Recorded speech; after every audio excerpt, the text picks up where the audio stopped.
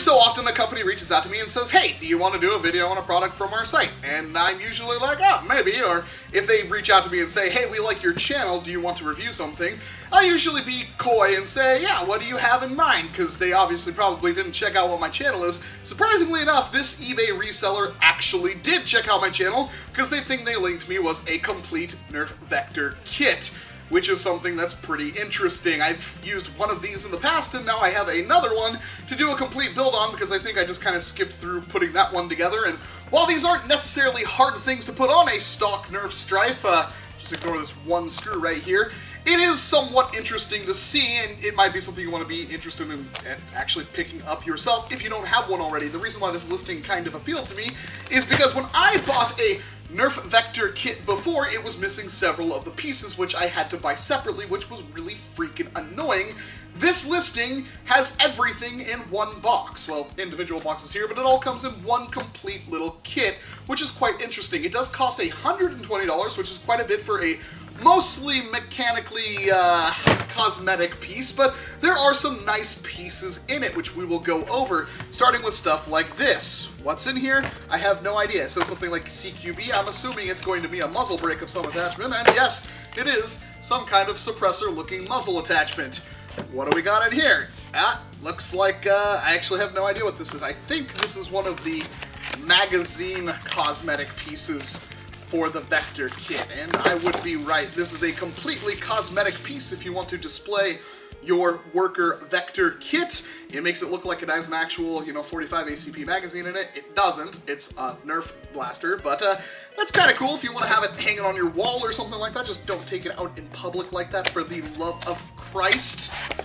These are pieces that fill in these little gaps on your Stryfe. And honestly, I love these things. You can attach rails to them, and this one did come with the rails. So if you want to have Picatinny rails, which you can attach a variety of airsoft and real steel firearm pieces to, like, laser sights and optical units and so forth, well, these work pretty good for adding some actual useful rails to your blaster. We've got, well, that looks like an M4 stock, and it pretty much is. This is a nice buffer tube stock with a locking mechanism and everything. The difference being, this is obviously, you need a buffer tube. Thankfully, they give us the buffer tube. So, you get both the pieces you need for that, so this is going to be a fully adjustable stock akin to what the Raider has. And this is like rubbery and everything on the back of it. This is really freaking nice, worker, seriously. That's really cool. Like, no fooling, I haven't actually taken any of the stuff out of the package. What else do we got here? We've got 6-round magazine. That is to go with this piece to make it look kind of like an actual thing.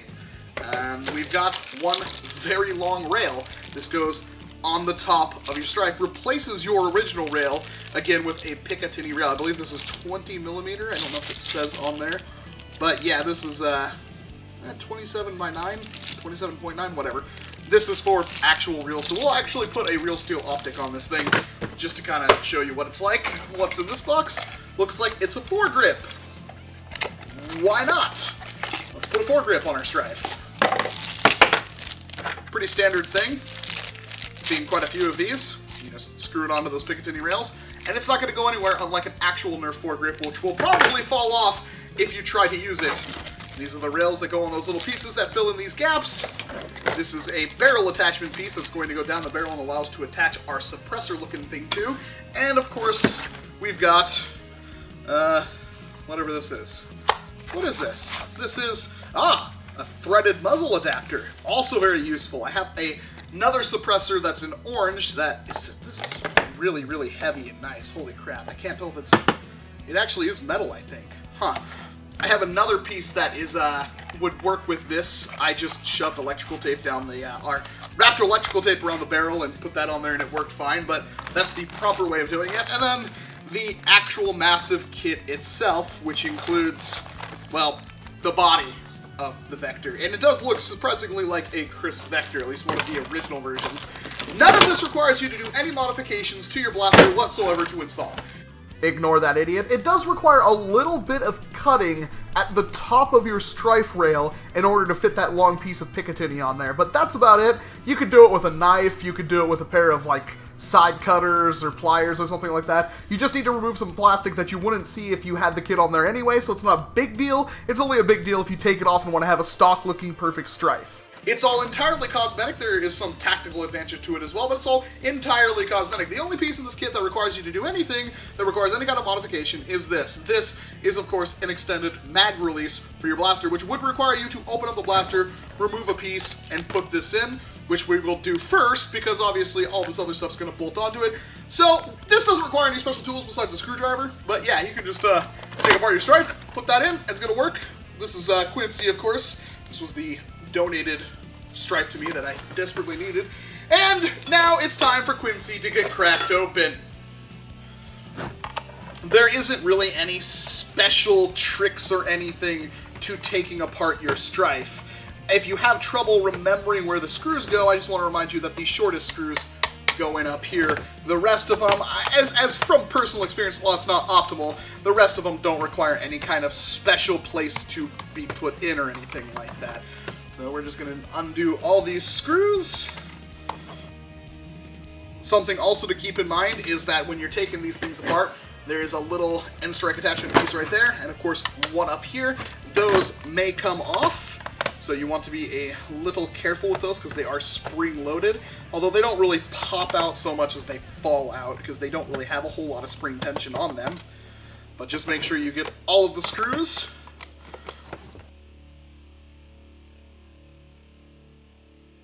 Remember, boys and girls, you won't strip screws if you use the proper screwdriver.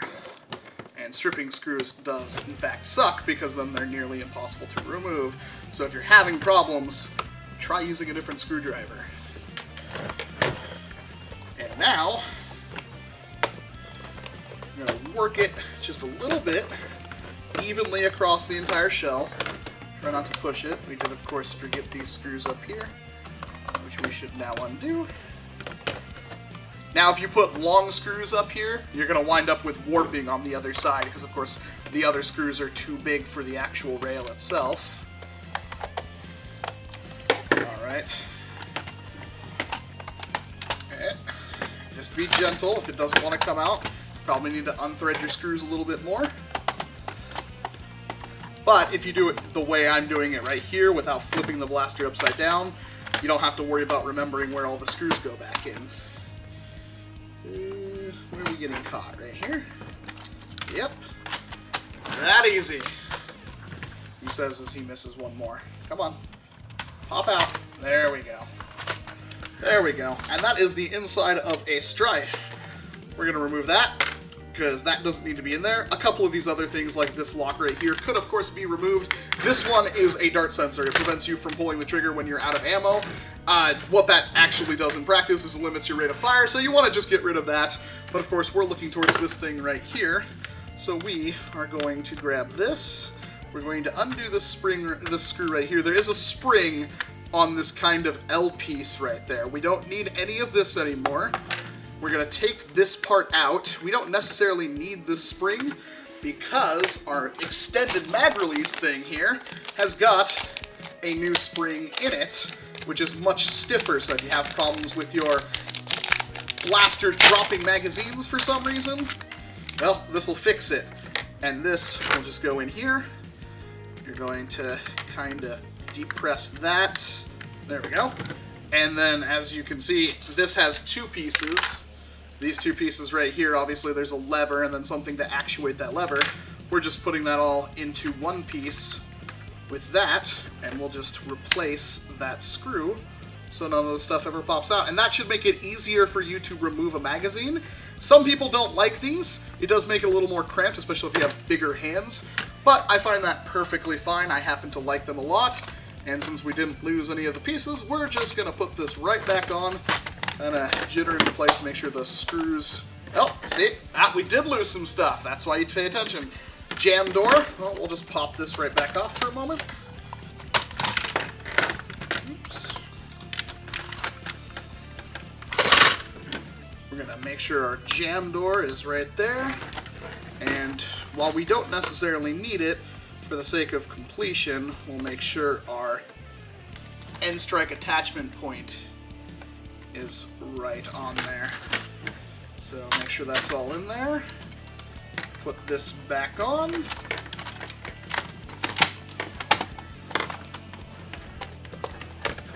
And button it back up. All right, there we go. That's the first thing we really wanted. We'll test it with this 6-rounder here. People do like these worker mag releases. I am one of them. And yep, sure enough, makes it a lot easier for you to remove your magazine. It's a lot more comfortable. So we've got that done. Now we get to go to the big stuff, like this. And in here, you've got, this is essentially sticky grip tape / sandpaper. This goes into some of the details you've got right there and there on both sides, which is a nice thing to have. These are your locking pins. It's different. I haven't seen this thing before. Maybe I haven't, I just forgot about it. But this is the locking pin that locks in that right there. And this is a super easy part to install. You're just going to slide it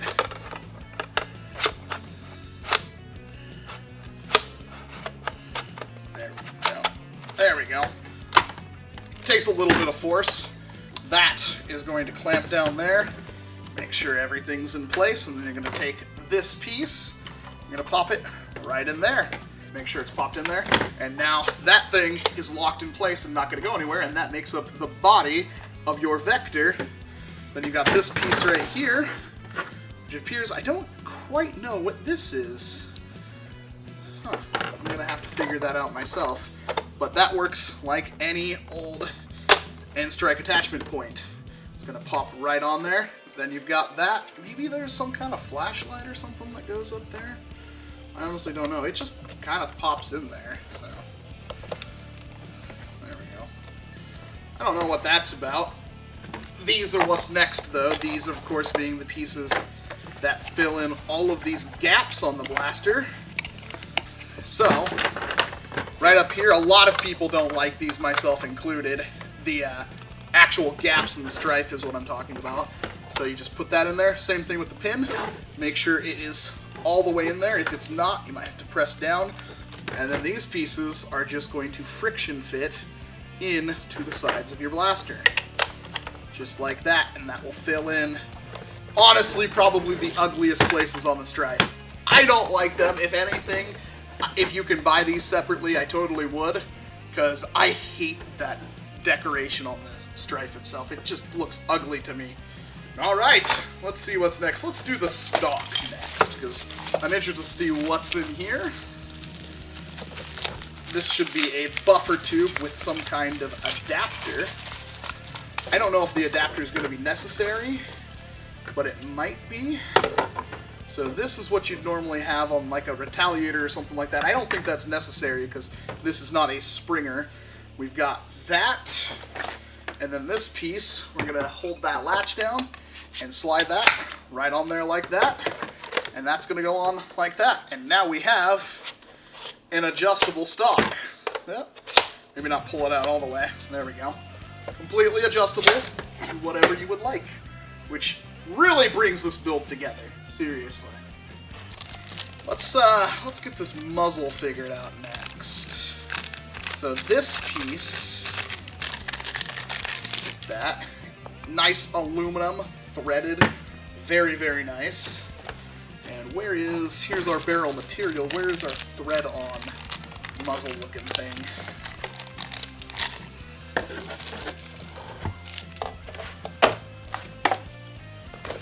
Must be in here. And it is. So this should go on the end of this. And it does. It's just a friction fit, although a very tight one. Then this should go in here.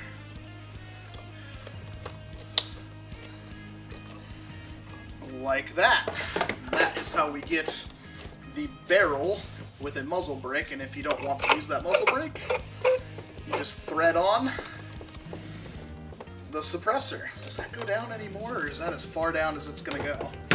Let's check. Yeah, that's about as far down as it's going to go. Maybe I should have removed...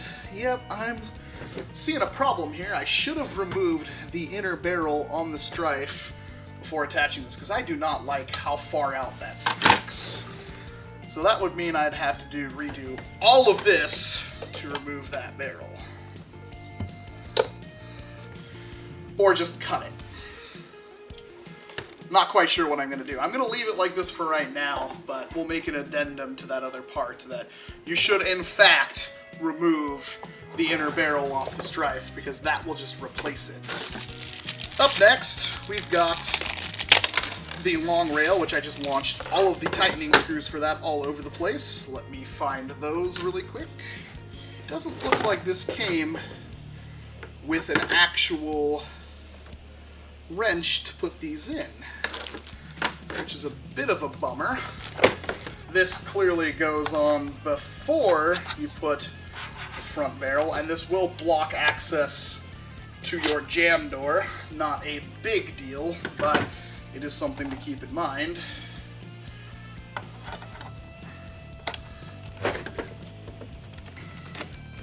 Huh.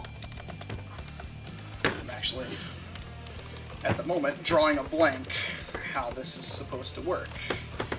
I'm going to go with my gut on this one and say there is a modification that we'll have to perform, and that is removing the locking pieces on the rail. Again, not a very difficult modification, but it does look like it needs to happen.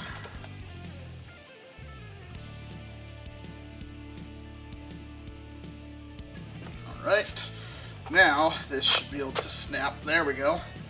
Pretty much all the way back. It's not quite there. Executive decision. I'm also going to cut that. My apologies, I thought this was going to be a non-cutting install, but it looks like not everything can be that simple.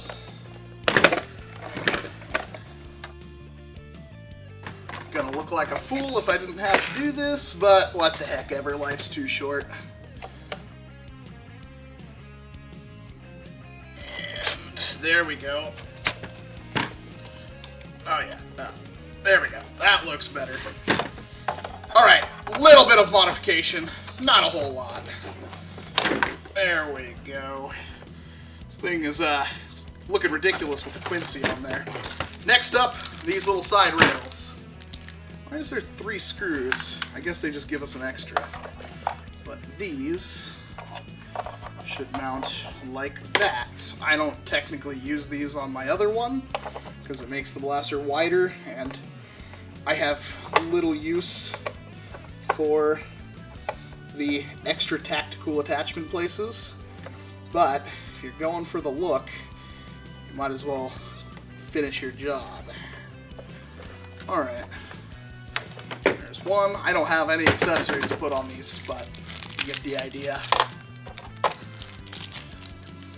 Honestly, a lot more trouble than it's worth. Let's grab our foregrip here. Obviously indents. We're going to want this thing facing forward. So we're going to take our wrench. We're going to loosen these up just a little bit. Not too much. Just enough for us to get them onto the rails.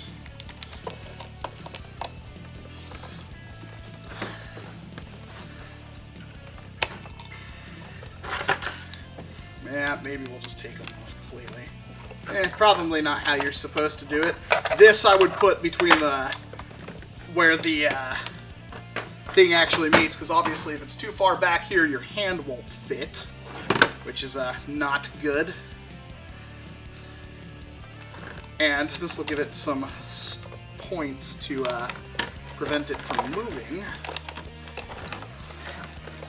Yep, that's not going anywhere. And for our final trick,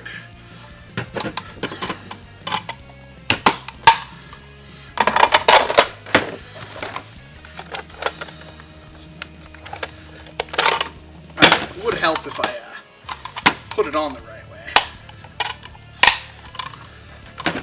There we go. Not useful, but if you're cosplaying or something, that'll be a nice thing to have.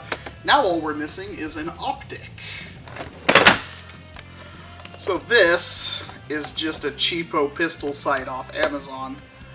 Actually meant for, well, maybe real steel, maybe airsoft, I don't quite know. It's all metal and everything like that. It cost me like 18 bucks, but there is Quincy fully decked out in just about every dang part you can think of. And for a lot of people, this is what you're looking for. You're looking for a cosmetic piece that you can bolt on with minimal modification. Again, just have to remove a little bit of plastic with, you could do it with a freaking hobby knife, let alone a pair of snips, and then just bolt a bunch of stuff onto it, and maybe you don't want to deal with looking for all of the individual pieces that I've put here, maybe just all in one kit, and this is a way to get that done. And I am quite happy with the result. Now, of course, if you want to take things farther, and many of you will, you'll want to paint up your Stryfe to match this. You may even want to paint your kit. We can, of course, add these extra bits in there to bring the entire thing together. This, again, this is just like a sandpaper substance, but it will just fit in there like that. Breaks up the color a little bit more. I'm not going to use this because I want to put this on my other one, which I lost the sandpaper to. Oh, it comes in. Oh, never mind. I can use it. So we've got two things of sandpaper here. I'll just... It's not sandpaper. It's some kind of grip tape kind of thing, but really it's not going to be gripping a whole lot.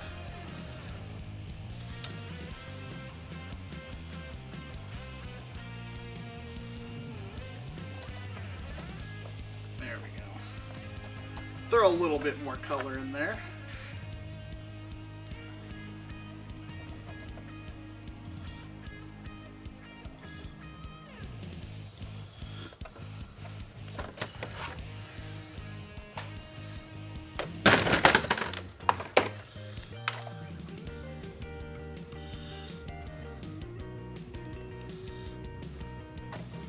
Little details like this make everything pop out a lot more.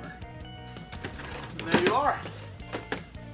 It is totally maxed out pretty much in terms of, I mean, obviously I could put some kind of laser sight and flashlight on it, but for what we've got, that's a lot of crap. That's a lot of stuff. So I did a little sleuthing, and the prices for this kit are extremely competitive with the other kits of its type I saw on various different websites, and the best part is, this is from an eBay seller with like 1 billion feedback, and it's like 98 point something%, and they had a lot of feedback. So they sell a lot, and this is a pre-made kit. You don't have to worry about hunting down individual parts or worrying about not getting the things that you actually needed. It's all in one package. Is there something I would change? Add in optics. There's a variety of scopes that could be put on this, or even like the flip-up sights, which I see pretty often on kits like this. This doesn't have them, which is a bit of a shame because it could really use them, but this is an $18, at least I paid $18 freaking red dot thing off Amazon. It works. Works pretty good. I like it. And once this thing's together, ooh, it's solid. It's not going anywhere. The only other thing I don't really like is the fact that this barrel material is glossy.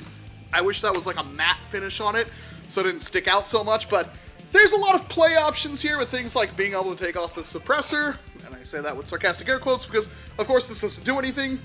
And you gotta remember that when you do this kind of modification, one, don't take this outside. Even like this is gonna get you shot, at least, you know, in my neck of the woods, being America. This looks kind of like a real firearm because it's basically meant to mimic one. This is not something that you have around outside at a park war or anything like that. This is something that you have for cosmetic reasons. If you want to make this a little bit safer, spray paint it bright pink. That will help. And other than that, you gotta remember that also doing these kind of modifications, like this huge barrel at the end of this, will reduce your effective range somewhat. because obviously the dart will bounce around in there and lose some of its velocity. So, form over function in this case. But it is a really nice kit. I hope you enjoyed watching me put it together. I really like it. It's not the last time you're going to see something like this. I have some other things I kind of want to do with this kit, but man, it works. Works pretty darn well, and it looks cool, and I think the price is just right. So again, if you're interested, there will be a link to the eBay seller to this exact item down in the description box below. And if you do buy it, let me know, and let me know how it goes in the future. I'm very thankful for them for sending me something like this, because this is a relatively expensive thing that, well, I had an orange one, but my orange one was only the 2 pieces, because, apparently when you buy a Kriss Vector kit for Stryfe, it only includes like 2 of the pieces. This had everything, and of course the best part is, don't like the barrel, don't like the stock, don't like the foregrip, don't like the attachments. You can change all of that stuff, so even people with the same kit will have vastly different things on their blaster. I think this about covers everything. I'm Walcom S7, thank you very much for watching this video, and of course I hope to see you in an entirely different one. And this was a little bit different, I guess. I mean, I don't do these whole Stryfe builds all that much, and well, after breaking the select fire kit in my other Stryfe and having to hopefully get a new one before the next war, I really don't want to see a whole lot of Stryfes right now.